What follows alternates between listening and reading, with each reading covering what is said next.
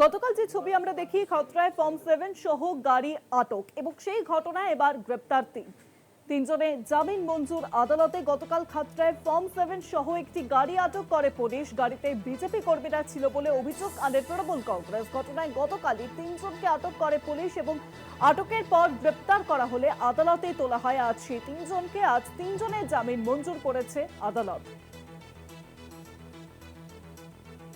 খাতড়ায় form 7 সহ গাড়ি আটকের ঘটনায় তিনজনকে গতকালই গ্রেপ্তার করা হয় এবং তিনজনের জামিনই মঞ্জুর হয়েছে আজ আদালতে। গতকাল খাতড়ায় এসআইআর ফর্ম 7 সহ একটি গাড়ি আটক করে পুলিশ। গাড়িতে বিজেপি কর্মীরা ছিল বলে অভিযোগ তোলা হয় তৃণমূল কংগ্রেসের তরফে। ঘটনায় গতকালই তিনজনকে আটক করে পুলিশ। আটকের পর গ্রেপ্তার করা হলে আদালতে তোলা হয় তিনজনকে। আজ তিনজনের জামিনই মঞ্জুর করে আদালত।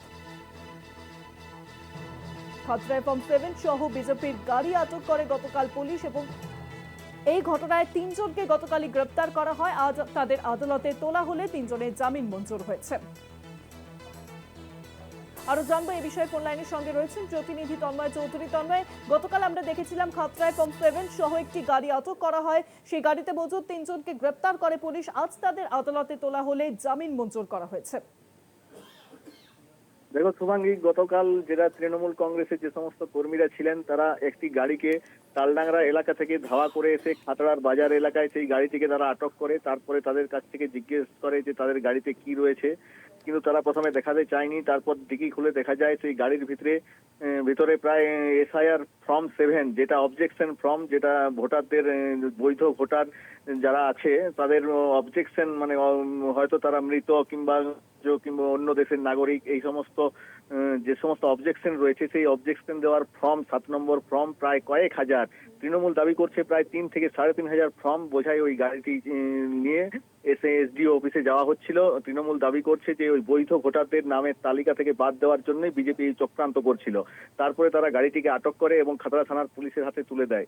পুলিশ সেই গাড়ি থেকে দুজনকে আটক করে এবং তৃণমূল কর্মীরা দাবি করছেন গাড়িতে প্রায় 3 জন বিজেপি কর্মী ছিলেন, তাদের মধ্যে তিনজন পালিয়ে যেতে সক্ষম হয় এবং দুজনকে পুলিশ আটক করে। তারপরে তৃণমূলের পক্ষ থেকে অভিযোগ করা হয় বিজেপি চক্রান্ত করে বৈধ ভোটারদের নামের তালিকা থেকে বাদ দিচ্ছে, সেই জন্য এই ফর্ম 7 লোড করে গাড়িতে করে নিয়ে যাওয়া হচ্ছিল। পুলিশ তদন্তে নেমে গতকাল রাতে পরে আরেকজনকে গ্রেপ্তার করে এবং এই ঘটনার প্রেক্ষিতে আজ ওই তিনজন বিজেপি কর্মীকেই খাতড়া মহকুমা আদালতে তোলা হলে বিচারক কিন্তু তাদের আজকে জামিন মঞ্জুর করে দেন। তৃণমূল দাবি করছে যে বিচারক জামিন মঞ্জুর করেছেন ঠিকই, কিন্তু তদন্ত এখনো শেষ হয়নি। তৃণমূল কিন্তু তাদের দাবিতেই অনড় রয়েছেন। তারা এখনো জানাচ্ছেন যে বৈধ ভোটারদের নামের তালিকা থেকে বাদ দেওয়াতেই বিজেপি চক্রান্ত করে এইসব এত ফর্ম একসঙ্গে নিয়ে যাচ্ছিল গাড়িতে করে। তৃণমূল কর্মীরা সেটা বুঝতে পেরে গাড়িটিকে আটক করেছে। মুখ্যমন্ত্রী কিন্তু বারবার বলেছেন যে এই ধরনের চক্রান্ত করছে বিজেপি। তিনি বারবার সাবধানও করেছিলেন তৃণমূল কর্মীদের, এলাকায় নজর রাখার জন্য বলেছিলেন যে এলাকায় যে সমস্ত বৈধ ভোটার আছে তাদের বাদ দেওয়ার জন্যই বিজেপি চক্রান্ত করছে এবং চক্রান্ত করার জন্য এইসব কাজ করে থাকতে পারে বলে বারবার বলেছিলেন। কিন্তু তারপরে আজকে কিন্তু জামিন মঞ্জুর করেছে তৃণমূল, কিন্তু তাদের দাবিতে অনড় রয়েছে। পুলিশ কিন্তু ঘটনার এখনো তদন্ত চালাচ্ছে। অনেক ধন্যবাদ তন্ময়, ফোন লাইনের সঙ্গে ছিলেন প্রতিনিধি তন্ময় চৌধুরী।